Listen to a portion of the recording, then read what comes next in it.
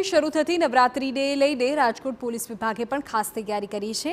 કોઈ અનિચ્છનીય ઘટના ન બને તે માટે તંત્રએ કસી છે કમર અને ઘડ્યા છે કેટલાક નિયમો। રાજકોટમાં નવરાત્રી ગરબાના કાર્યક્રમોમાં પ્રવેશ માટે આધાર કાર્ડ ફરજિયાત રહેશે।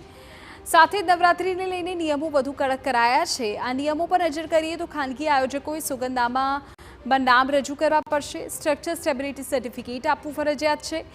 માર્ગ અને મકાન વિભાગ પાસેથી પણ સર્ટિફિકેટ લેવું પડશે। ફાયર સુવિધા ઇલેક્ટ્રિક સાધનોના પ્રમાણપત્રો પણ લેવા પડશે। ખાણીપીણીના સ્ટોલ માટે ફૂડ ઇન્સ્પેક્ટરની મંજૂરી લેવી પડશે। આ સિવાય ઇમરજન્સી માટે એમ્બ્યુલન્સ અને તબીબ પણ સ્થળ પર હાજર રહે એ પ્રકારનું સૂચન કરાયું છે।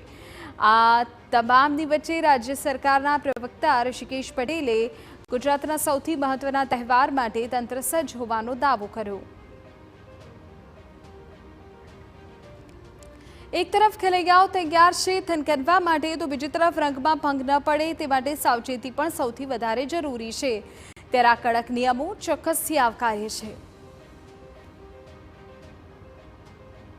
મહાનગરપાલિકાઓમાં નાની નગરપાલિકાઓમાં પણ જ્યાં મોટી નવરાત્રિઓ થતી હોય ત્યાં આગળ 108ની સુવિધા અને આરોગ્યની સુવિધાઓ અને નજીકની હોસ્પિટલમાં આ તમામ બાબતો ગોઠવાતી હોય છે અને રાજ્ય સરકારની ફરજનો ભાગ છે। એટલે રાજ્ય સરકાર આ બાબતે સજાગ રહી, આરોગ્ય વિભાગ અને રાજ્ય સરકાર બંને સજાગ રહી આ નવરાત્રિ દરમિયાન ક્યાંય નાના મોટા અનિચ્છનીય બનાવ ન બને એની ચોકસાઈ રાખી રહી છે।